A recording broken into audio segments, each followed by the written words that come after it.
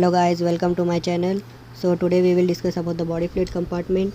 So body fluid compartment include total body water and it is calculated by 0.6 into total body weight, and intracellular fluid is calculated by 0.4 into the body weight. Then extracellular fluid is calculated by 0.2 into body weight. Then there is a blood consists of 8% of whole body weight, and the plasma consists of 5% of total body weight. So the measurement of the body fluid. So there is a famous method called indicator dilution method or dye dilution method. It is also called Stewart-Hamilton dye dilution method. So the prerequisite for this method is dye should be evenly distributed and dye should not leave the compartment. So the formula is volume of ECF V is equal to initial volume of dye injected upon concentration of the dye. So the formula become V is equal to I upon C.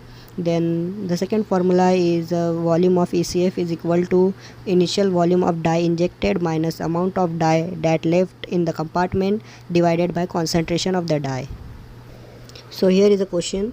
10 gram of mannitol is injected. Its concentration is 50 mg. Excreted is 10%, and we have to calculate ECF volume. So our formula was volume of ECF is equal to initial volume of dye injected minus amount of dye left in the compartment upon concentration.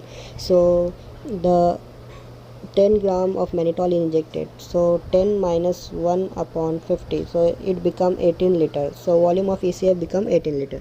So the indicator used to calculate the total body water is deuterium, tritium, antipyrine, aminopyrine. And for ECF volume, there is non-metabolizable saccharide are used. Inulin is used, sucrose, mannitol, etc. So intracellular fluid volume is calculated by total body water minus extracellular fluid, and the plasma volume is determined by radiolabeled iodine, and the red blood cell volume is determined by chromium. Discuss about the distribution of ICF and ECF. So first we will discuss about dehydration. So in isotonic dehydration, there is a water and sodium lost in equal proportion from ECF. Then there is no shift of water due to the isotonic ECF, and it occur in the condition like GI fluid loss, diarrhea, then burn and hemorrhage. So in this diagram we see that here is the ICF and here it ECF. So the normal concentration is 28 liter and 14 liter. This ICF is 2/3 and ECF is 1/3. But in isotonic dehydration, the fluid is lost from ECF. But the fluid loss from the ECF is isotonic, means the sodium and the water is lost in equal proportion. So the osmolarity of the compartment doesn't change. So the exchange of the fluid will not occur. So in this diagram, in isotonic dehydration, the volume of ECF changes, but the volume of ICF remain unchanged. In hypertonic dehydration, water lost from ECF and ECF become hypertonic. So the water move from ICF to ECF. So ICV volume shrunken secondarily. As we see in this diagram, the ECF volume decreases because there is a water loss from the extracellular fluid, and the osmolarity of this ECF increases because the solute ion concentration. So to maintain this condition, the water flow from ICF to ECF, volume of ECF decreases and the volume of ICF also decreases because the movement of water toward the concentration gradient.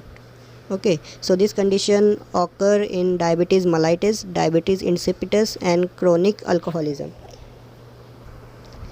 Then next we will discuss about the hypotonic dehydration.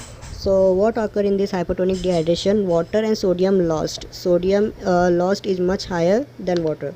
So ECF become hypotonic. So the water will move from ECF to ICF.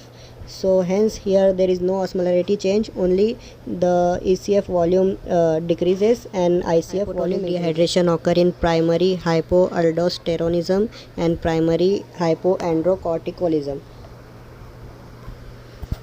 So now we will discuss about overhydration or the volume expansion state. So in isotonic overhydration, fluid is added in ECF. So the ECF in administration of oral or IV isotonic solution. Then there is a hypertonic oral IV or IV hypertonic saline.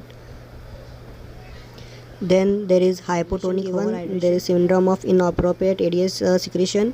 This occur in the surgery or stretch. In this the volume increases, arterial filling pressure increases. So this pressure exert force on the arteria, which secrete antinatriuretic peptide, and then diuresis occur.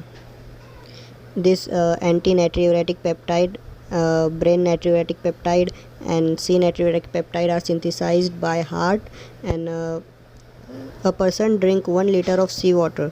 So what happen in this patient? Hypertonic dehydration occur.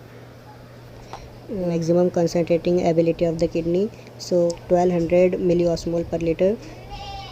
Then 2 liter of urine to be produced, resulting in the hypertonic dehydration. So if the patient osmolarity is consumed fluid is less than 1200 milliosmol per liter, so there is hypertonic overhydration. And if the osmolarity of consumed fluid is greater than 1200 milliosmol, so there is hypertonic dehydration.